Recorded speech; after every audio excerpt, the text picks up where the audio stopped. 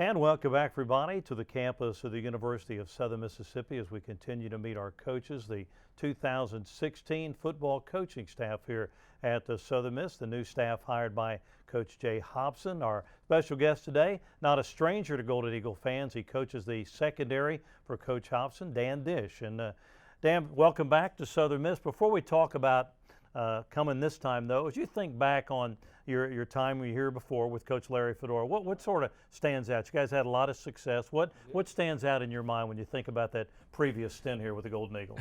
Well, you're winning. You know, Yeah. it's a lot of fun when you're winning. You put in a lot of work, and we put in a lot of time. So when you get rewarded, you know, with a championship like we had, but the thing that stands out is the players. The kids were just great guys to work with. You know, I came in that one season and coordinated that bunch, and just the acceptance and the way they bought in, and we just, you know, on both sides of the ball, to be honest, we just had some great leadership and good kids, and they made it a lot of fun. And obviously the winning was the icing on the cake, but it's a lot of fun. Our fans who don't know a lot about you, some who were keeping up with it back when you were here before, know some of your background. But tell us a little bit about your background, where you've been, and how in a roundabout way you wound up back at Southern Miss. Yeah, well, you know, my dad was a high school football coach in Florida, and I grew up and wanted to coach high school ball too. So I was a high school coach in Jacksonville, Florida for 15 years. I head high school football coach, and went off to college and have been doing that now 14, 15 years. I was at University of Florida.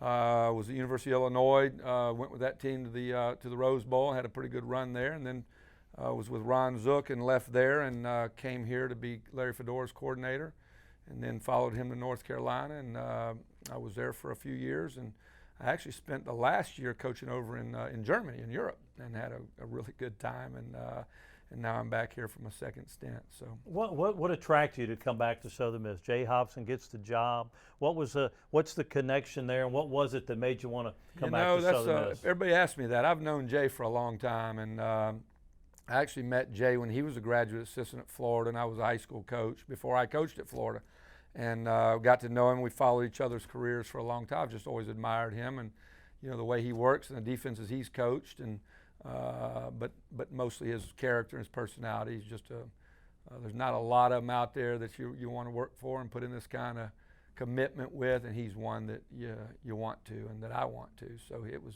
mostly Jay Hobson. Obviously this place, I had such a good time the first time I was here, and I love the people down here, and it's good to be back close to home and be in the South, and so I'm enjoying that. Talk about your philosophy a little bit. You may already answer this. I'm sure your dad was a great influence, but the philosophy you have for defensive football or defensive football in the secondary, where does that come from? Where's that built on? You know, I think everybody's philosophy is grows with them as they go, through time, and I get a lot of it, from my dad. Probably most of my ideas about dealing with people and kids probably come from him, and then being a high school coach.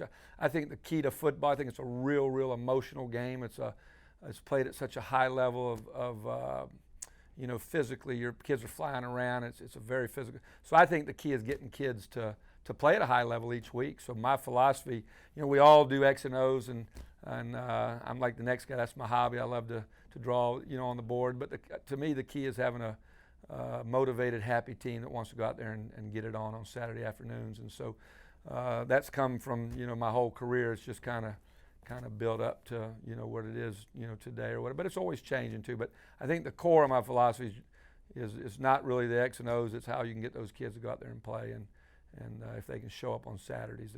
The guys that show up the most often have the best success, I think. The game has changed though a lot since you were a high school coach to now. I mean, the spread offenses, and now you've got guys that were cornerbacks are now maybe linebackers. Right. Linebackers are now defensive linemen. So defense has changed a lot with that spread offense. It has. It's first of all, you have to make plays in space as a defensive player. You have to tackle in space. So the type of players you're recruiting are a little bit different. The game's faster. There's more plays being played. It's obviously favors the offense, and of course, us defensive coaches are always going to say that. And so you have to. I think the good coaches adapt and adjust, and I think if you're going to be successful, you have to change. When I first started, it was a triple option and then power running game, and then it starts getting in the more and more passing game. Now the spread, and the offense usually has an advantage for a season or two, but good defensive coaches are going to adjust, and you can't do what you've always done. And so I love that part of the game, that it's always changing, and that challenge makes it exciting. All right, talk about some of the guys you got there in the secondary. You've got a pretty good nucleus coming back, guys that played in some role a year ago. Of course, lost Kalen Reed, who has gone on to play in the NFL. But when you look at the nucleus you got there in the secondary, what sort of stands out? Well, coming out of spring, the first thing was learning everybody's name and what their strengths are and their weaknesses are. But I think that we've got a handful of kids back there that have got some playing time. They lost some talented kids. The key thing is just having kids with some experience, because you can't give them experience.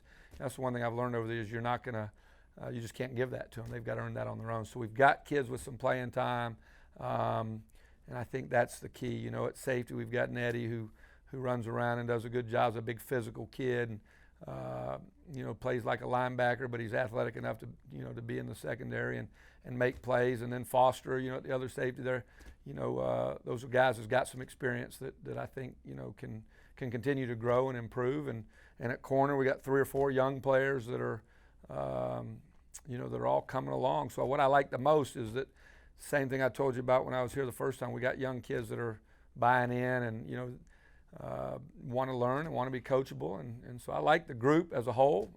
Individually, we continue to evaluate and see where we're at. When you were here during your stint with Larry Fedora, and in the history of Southern Miss, defense has been really special. They've always kind of played with that chip on their shoulder. Is the way you and the rest of the defensive staff want to see these guys play? That's what you hope. Absolutely. To me, that's if you don't have something distinctive about you, from a personality standpoint, if you don't have that swag, then I don't think you're going to be great. All the good defense, if you look at them, have that swag. Now that swag comes from hard work, it comes from confidence, it comes from being great players.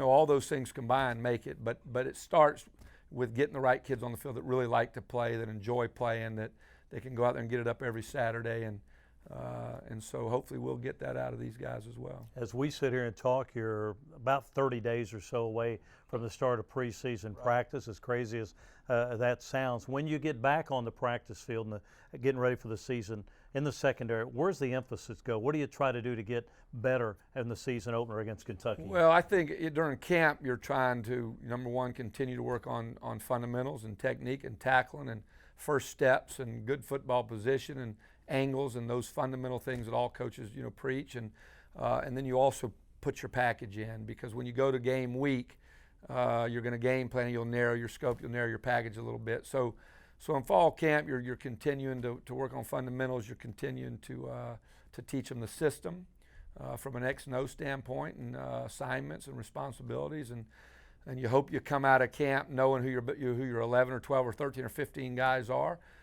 You hope fundamentally you're sound, and you'll continue to work fundamentals through the season. But in the season, it gets narrowed down to now you're game planning. Now you've got to take your focus to a specific opponent and those kind of things. So during the summer, during fall camp, it's fundamentals, it's attitude, it's efforts, those kind of things.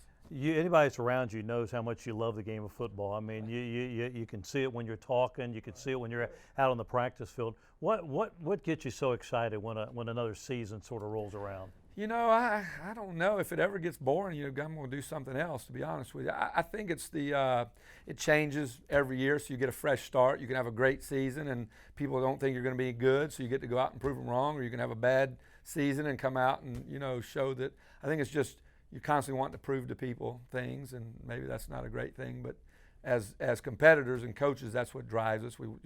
And you love being around the kids, and you love seeing what you can do and how they can develop and form into a team. And so just you add all that up, it's just kind of exciting. May have just answered what I was going to ask you next, but what are you looking forward to the most when this 2016 season gets started?